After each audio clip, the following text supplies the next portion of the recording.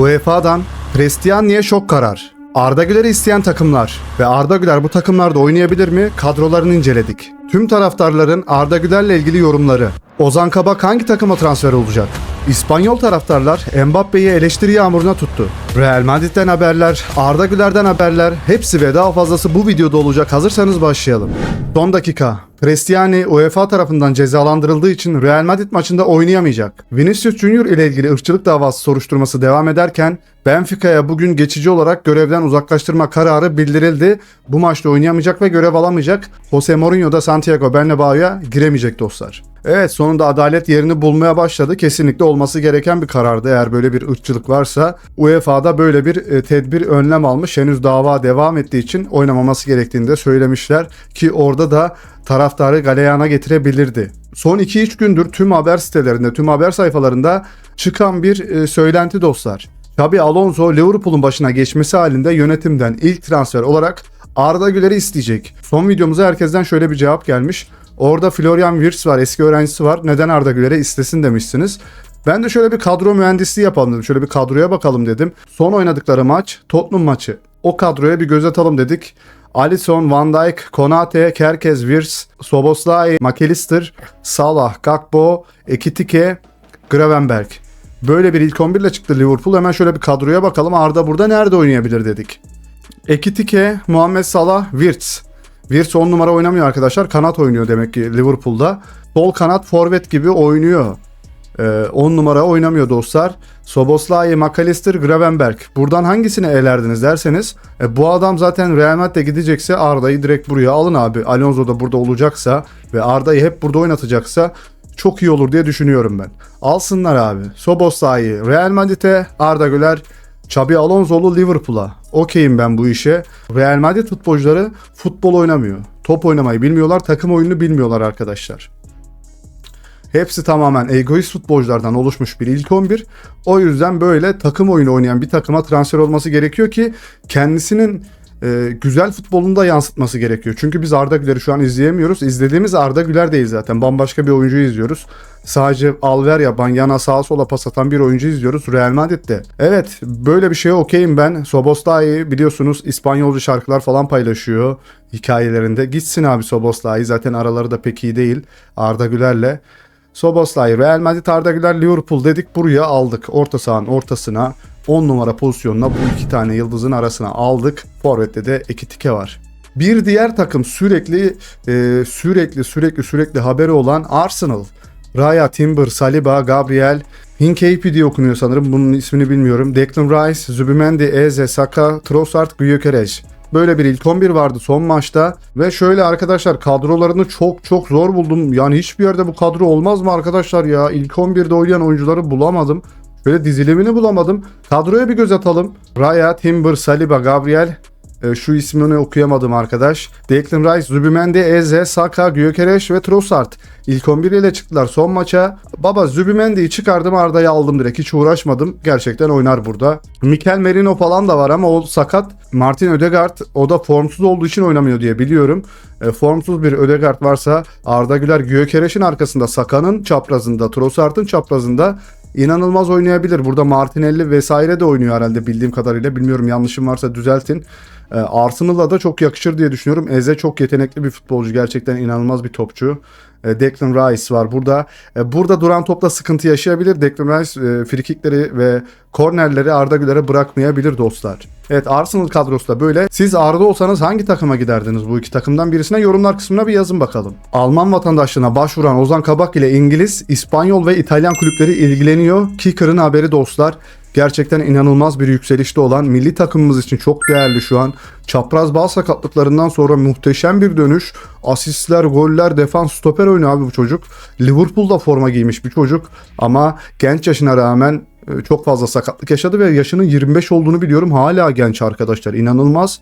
Çok erken gitti Avrupa'ya, helal olsun. İşte böyle Avrupa'da bu şekilde hep kalması gerekiyor. Sakatlansa bile geri dönmeyi düşünmedi hiç. Şu an Almanya'da fırtınalar estiriyor ve ilgilenen bir sürü takım var arkadaşlar. Daha büyük bir kulübe gidecektir. Ben inanıyorum, Dünya Kupası'nda kendisini de gösterirse. Dean Huijsen, Çinli arkadaşlarımdan içtenlikle özür diliyorum. Daha önce istemeden hakaret içeren mesajlar barındıran bir videoyu yeniden paylaştım. Tamamen bir hataydı ve neden olduğu rahatsızlıktan dolayı üzgünüm. As gazetesinin yaptığı haber dostlar.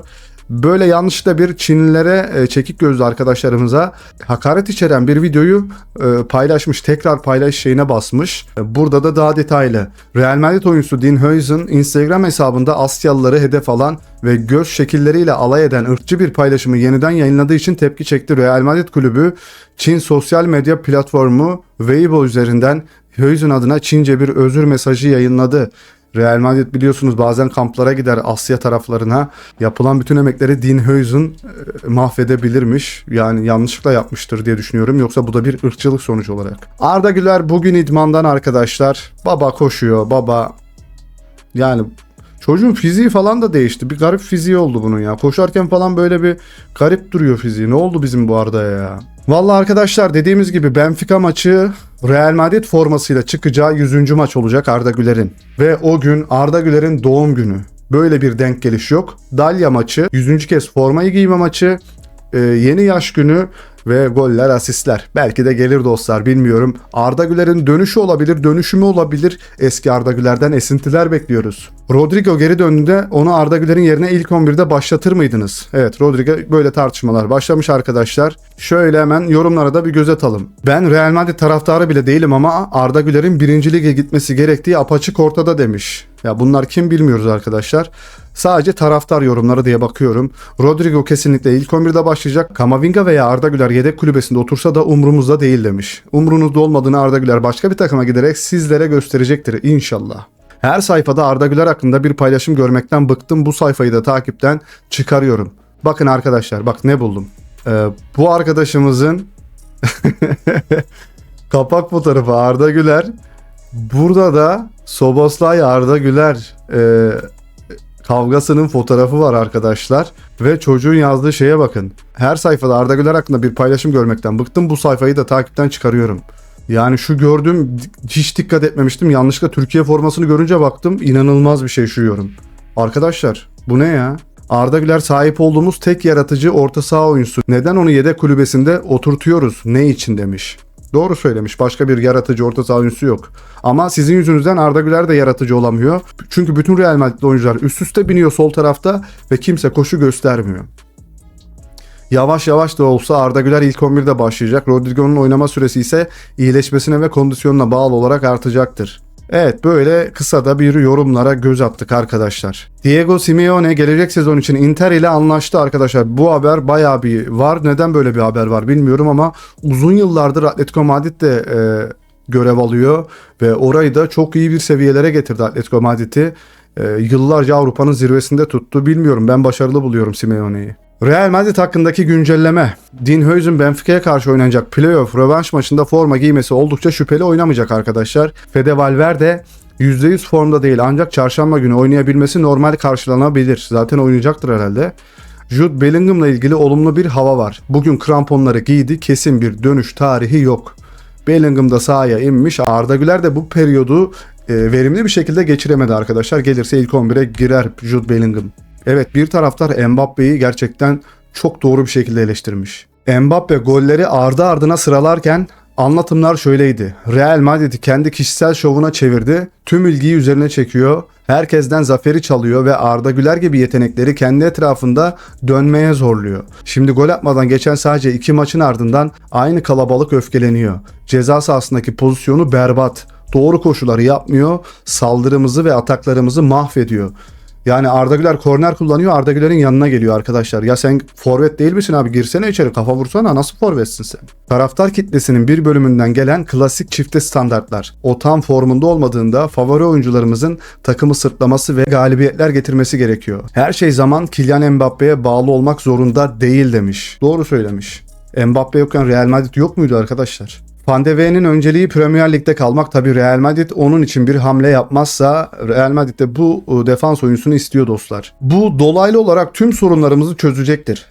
Mbappe'nin Rafinha'nın rolünde sağ kanatta oynaması eğer gerçekten bu pozisyonda oynamaktan memnunsa işe yarayabilir. Arda Güler'i direkt atmışlar arkadaşlar. Vinicius, Garcia, Mbappe üçlü forvet. Camavinga, Tchouaméni, Valverde üçlü orta saha. Carreras, Huijsen, Rüdiger, Trent, Courtois. Böyle bir ilk 11 yapmışlar. Yapın abi, siz böyle devam edin. Buradan hangisi Arda Güler kadar bir yaratıcı oyuncu olacak? Ne kadar pozisyon yaratacak?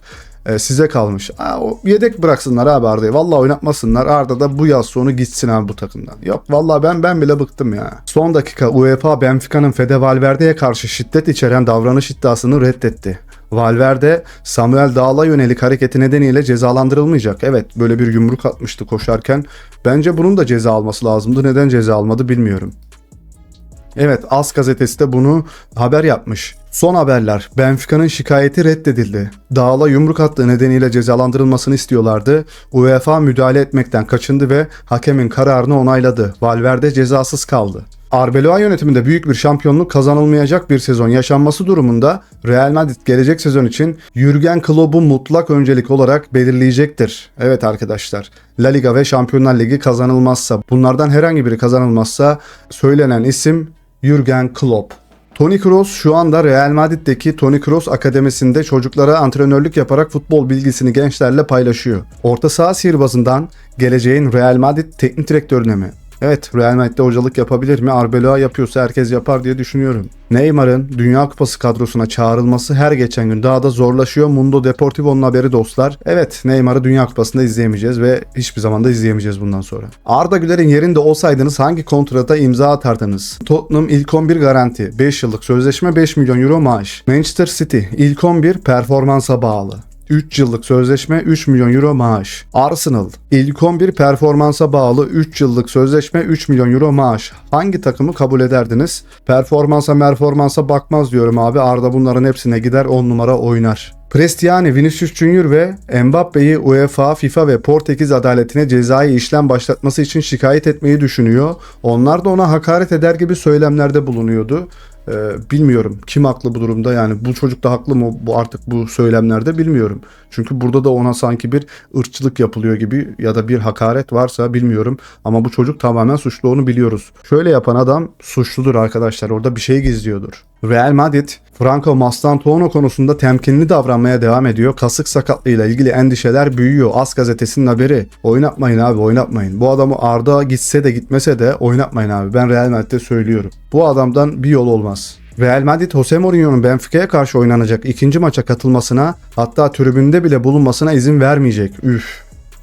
UEFA'nın verdiği cezaya rağmen Real Madrid, Portekizli teknik direktör için hiçbir istisna yapmayacaklarını açıkça belirtti. Kulüp kaynakları Mourinho'nun açıklamaları ve kamuoyuna yönelik tavrıyla Cristiano Vinicius durumunu önemli ölçüde kötüleştirdiğine inanıyor. Kulüp sezonun başlarında onunla sansasyonel bir yeniden bir araya gelmeyi ciddi olarak düşünüyordu. Ancak son davranışları bunun gerçekleşme ihtimalini tamamen ortadan kaldırdı. Real Madrid asla Mourinho'yu istemiyor. Zaten şunu istiyor olmak arkadaşlar sizin amatör olduğunuzu gösterir. Yani şu profilde bir hocanın Real Madrid'e gelmesi, düşünsenize. Kaos. Jose Mourinho'nun çarşamba günü Benfica'nın Real Madrid'e karşı oynanacağı maç öncesinde veya sonrasında medyaya konuşmama hakkını kullandığı bildiriliyor arkadaşlar. Röportaj vermeyecekmiş. Verme ulan. Kylian Mbappe, eskiden bir kadına aşıktım ama artık değilim. Umarım yeniden aşık olurum. Ne yapacaksın? Her işi ona mı vereceksin? Sen yürüyeceksin, gezeceksin. Evde de böylesindir sen. Evde de sende bir ego vardır. Bilmiyorum. Yani seninle bir kadın nasıl geçinir bilemiyorum. Sen kendisine bayılan, kendisine tapan bir egoistsin bence. Camavinga'nın bu yaz Real Madrid'den ayrılacağı kesinleşti. Liverpool görüşmelere çoktan başladı ve oyuncunun tercih ettiği yer olmaya devam ediyor. 70 milyon sterlin civarında bir teklif hazırlanıyor. Real Madrid onun ayrılışına engel olmayacak ve orta sahada Tchouaméni'ye güveniyor. Arda'yı da istiyor bu Liverpool. Vallahi çok fazla söylenti var dostlar. The Athletic okuyucuları Real Madrid'in teknik direktörlük görevi için tüm spor dallarındaki en zor 3. teknik direktörlük görevi olarak seçti. Yani en zor teknik direktörlük görevi Real Madrid. Bu görev Manchester United 2. İngiltere milli takımı 1. Teknik direktörlüklerin hemen ardından geliyor yani. İngiltere milli takımı 1. sırada, Manchester United 2. sırada ve Real Madrid 3. sırada. Hiçbir teknik hocanın çalışmak istemeyeceği takımlar. Kylian Mbappe korner sırasında topu kendisine pas vermediği için Arda Güler'e tepki gösterdi. Burada korner kullanılıyor. Bu arkadaşın forvet değil mi? Bu forvet olduğu için bunun kafa vurması gerekiyor ya içeride. Bunun içeri gitmeyip Arda'nın toplarına burada kornerine bile salça oluyor olması. Bunu Kulüpler Dünya Kupası'nda da çok fazla yaptılar. Hemen Arda'nın kornerlerini egale etmek için hemen alıp Vinicius'la falan paslaşıp o korneri de böyle eziyorlardı, topu orada kaptırıyorlardı. Arda burada orta açmak istiyor. Açtı ortada, çok kötü gidiyor Arda'nın ortası. Ve burada da Arda Güler'e bir şeyler söylüyor. Bak, bana atsana, ona atsana. Bunlar takım arkadaşı falan değil arkadaşlar. Ben bıktım buraya Madrid'den. Uğurcan Çakır, Şampiyonlar Ligi'ni kazanmak büyük bir hayal gibi görünebilir ama Galatasaray son yıllarda çok büyük yatırımlar yaptı. Yıllar içerisinde gerçekleşebilir. Çok zor yani, ben artık Türk takımlarımızın, herhangi bir Türk takımımızın UEFA, Konferans Ligi, Şampiyonlar Ligi bir tanesine bir kupa kaldırmasını istiyorum dostlar. Ben Türk takımlarının olduğu bütün her şeyi destekliyorum abi. Kylian Mbappe'nin verdiği bu tepkiden sonra 3 maç geçti ve Mastantuono 1 dakika bile süre almadı arkadaşlar. Mastantuono buradan şutu bir vuruyor, top buradan devam ediyor, şöyle yukarı doğru çıkıyor arkadaşlar. Mbappe de deliriyor burada, topu bana niye vermiyorsun diye şurada. Ve Mbappe de artık ne kadar güçlüyse soyunma odasında falan direkt ben bu çocuğu istemiyorum demiştir yani, o da o yüzden oynamıyordur. Geldi benim adam, geldi. Derbi ya da büyük bir final olmadığı sürece futbol izlemeyi sevmiyorum. 90 dakika çok uzun demiş. Evet, ben de artık bu yeni futboldan asla keyif alamıyorum. Sizin dönemlerinizde çok güzeldi futbol. İyi ki de bize böyle güzel maçlar izlettirdiniz. Bizim çocukluğumuzu güzelleştirdiniz. İsmin bile Salih senin yüzünden. Kenan Yıldız ve Bremer'in Galatasaray maçında sahaya dönüşü konusunda temkinli bir iyimserlik var. Di Marzio'nun haberi, ikisi de dönüyor. Zaten Kenan Yıldız vardı. Bremer de kadroya dönüyor. Juventus'un Galatasaray maçıyla ilgili paylaşımı arkadaşlar. Galatasaray İtalya'ya gidiyor, deplasmana gidiyor. Bakalım Galatasaray Juventus'u eleyebilecek mi? Hasan Şaş, bugünün genç futbolcularından kendime en benzettiğim isim Kenan Yıldız. Hönkürtme Hasan hocam ya. Ama Hasan hocam da biliyorsunuz Kenan'dan belki teknik olarak daha fazlaydı. Yüksek teknik kapasitesi çok yüksekti. Tek sıkıntısı kendisine bile çalım atıyor olmasıydı Hasan Şaş'ın. O yüzden arkadaşlar Türkiye'de kaldı. Avrupa'ya gidemedi belki de.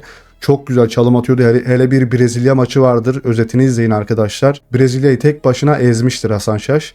İnanılmaz maçları vardır. Tek sıkıntısı kendisine de çalım atıyor olmasıdır. Evet dostlar, bir videomuzun daha sonuna geldik. Kanalıma abone olduktan sonra lütfen bildirim zilini açmayı unutma. Bu videoya like attıktan sonra hype haklarını kullanmayı da unutma. Bugün sahaya kramponlarımı giyip giriyorum arkadaşlar. Sizlerin istediği futbol hareketlerini yapıyorum. Canlı yayın açacağım. O canlı yayın açacağım kanalda, kartlarda ve yorumlar kısmında sabitlediğim yorumda olacak. Hepinizi öğlen o yayına bekliyorum arkadaşlar. Kendinize çok iyi bakın. Hoşça kalın. Bay bay.